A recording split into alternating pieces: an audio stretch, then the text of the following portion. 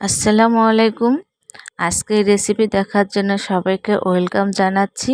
এই তীব্র গরমে একটু প্রশান্তির খোঁজ পেতে বেলের শরবতের কিন্তু কোনো জুড়ি নেই। পারফেক্ট বেলের শরবত বানানোর নিয়ম আজ আমি আপনাদের দেখাবো। তো দেখতে পাচ্ছেন আমি এখানে বেল নিয়ে নিয়েছি দুটো। তো বেলগুলো আপনি পাকা কিভাবে সেটা বুঝবেন কিভাবে। তো বেলের খোসাটা খুব সহজেই ছাড়া যাবে, সে দেখলে বোঝা যাবে। বোটাগুলো কিন্তু খুব সহজেই উঠে যায়। তো বেলগুলোকে আমি ফেটে নিয়েছি, দেখতে পাচ্ছেন বেলগুলো কত সহজে আমি ফেটে নিয়েছি, আর অনেক সুন্দর একটা কালারও চলে আসছে। তো এভাবে দেখতে পাচ্ছেন আমি যে নিচের যে অংশগুলো থাকে সেগুলোও আমি অনেক সহজে এটা তুলে নিচ্ছি। দেখতে পাচ্ছেন অনেক সুন্দরভাবে পেকে গেছে, খুব সহজে কিন্তু এটা উঠে আসতেছে। আপনারা যে কোনো ছুরি দিয়েও বা বড় চামচ দিয়েও এটা পরিষ্কার করে নিতে পারেন, এভাবে তুলে নিতে পারেন।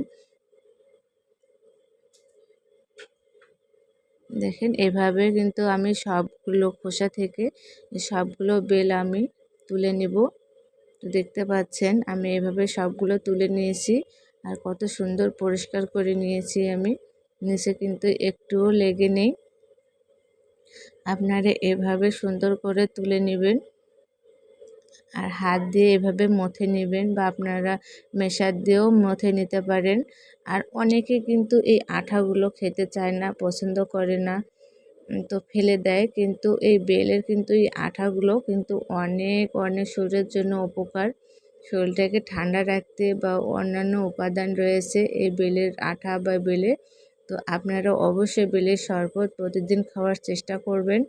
তো আমি একটু ঠান্ডা পানি দিয়ে এটাকে মথে নিচ্ছি, আপনারা মেশার দিয়েও মথে নিতে পারেন। তো হাতের একটা স্বাদ রয়েছে, তো আপনারা হাত দিয়েই কিন্তু এটা করে নিতে পারবেন খুব সহজভাবে। তাহলে যে আঁশগুলো থাকে, আঁশগুলো থেকে কিন্তু সহজে বেলগুলো সরে আসবে, তুলে আসবে। তো আপনারা হাত দিয়ে এভাবে সবগুলো মথে নেবেন। তো একটা বড় বলে আমি নিয়ে নিচ্ছি সহজে এটাকে মথে নেওয়ার জন্য। তো আমি আরেকটু ঠান্ডা পানি দিয়ে দিচ্ছি। আপনারা পাকা বেল নেওয়ার চেষ্টা করবেন, পাকা বেল নিলে কিন্তু অনেক সহজে এটা মথানো যায়, আর খেতেও এটা তখন অনেক অনেক ভালো লাগে। শরীরটাকে ঠান্ডা রাখতে এই বেলের শরবতের কিন্তু কোনো জুড়ি নেই। তো আমি এভাবে মুথে নিয়ে আপনাদের দেখাচ্ছি। আমি কিছুক্ষণ এটা রেখে দিয়েছিলাম যাতে এই আঁশগুলো থেকে সব রস আর সব বিচি থেকেও সব আঠা বার হয়ে আসে, সেজন্য। তো দেখতে পাচ্ছেন আমি এভাবে পরিষ্কার করে নিচ্ছি। আপনারা হাত দিয়ে করার চেষ্টা করবেন, তাহলে কিন্তু অনেক সহজে এটাকে আপনারা পরিষ্কার করে নিতে পারবেন।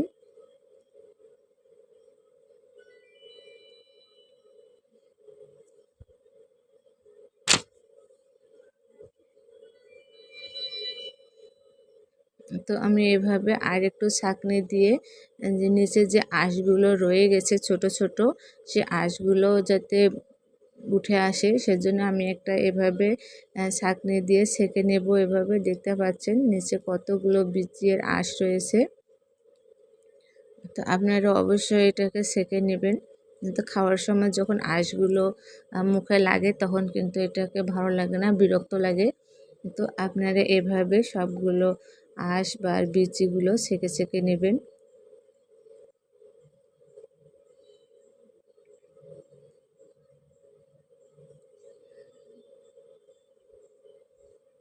তো আমার এখানে ছাঁকনো সব শেষ হয়ে গেছে, আর দেখতে পাচ্ছেন কত সুন্দর স্মুথ একটা লিকুইড এখানে তৈরি হয়ে গেছে। তো আপনারা দেখতে পাচ্ছেন আরও নিচে কোনো কোনো আঁশ নেই, বিচি নেই, অনেক সুন্দর। তো আমি আপনারা এই পর্যায়েও কিন্তু খেতে পারবেন। তো আমি এখানে ব্লেন্ড করে নেব। ব্লেন্ড করে নিলে কিন্তু এটা আরও স্মুথ হবে, সফট হবে খেতে, তখন কিন্তু অসাধারণ মজা লাগবে। তো আপনারা যদি ওইভাবে খেতে চান তো ওইভাবেও খেতে পারেন, আর ব্লেন্ড করে নিতে চান তো ব্লেন্ড করে নিতে পারেন। তো এখানে আমি চিনি দিয়ে দিলাম আমার স্বাদ মতো। তো আপনারা যদি চিনি খেতে না চান তো আপনারা নাও চিনি দিতে পারেন, এমনিও খেতে পারেন, কোনো সমস্যা নেই। তো চিনি দিলে একটু স্বাদটা অনেক মজা হয়, খেতে ভালো লাগে, সেজন্য আমি চিনি দিয়ে দিলাম 2 চামচ। তো আমি এখানে ব্লেন্ড করে নেব। আমি 30 সেকেন্ড করে ব্লেন্ড করে নিচ্ছি 3 বারে। তো এবার দেখেন কত স্মুথ হয়েছে, আর দেখে যেন খাবার ইচ্ছা করবে। তো এখানে আমি এখন সার্ভ করব, সেজন্য আমি 2টো গ্লাস নিয়ে নিয়েছি।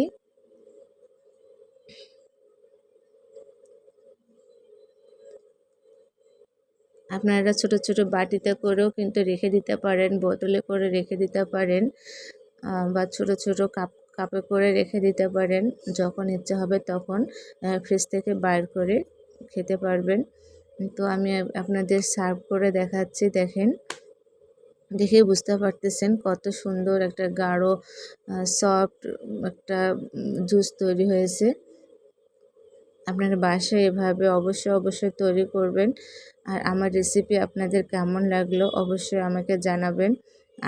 আমার ভিডিওগুলোকে আপনারা অবশ্যই লাইক, কমেন্ট এবং সাবস্ক্রাইব করবেন।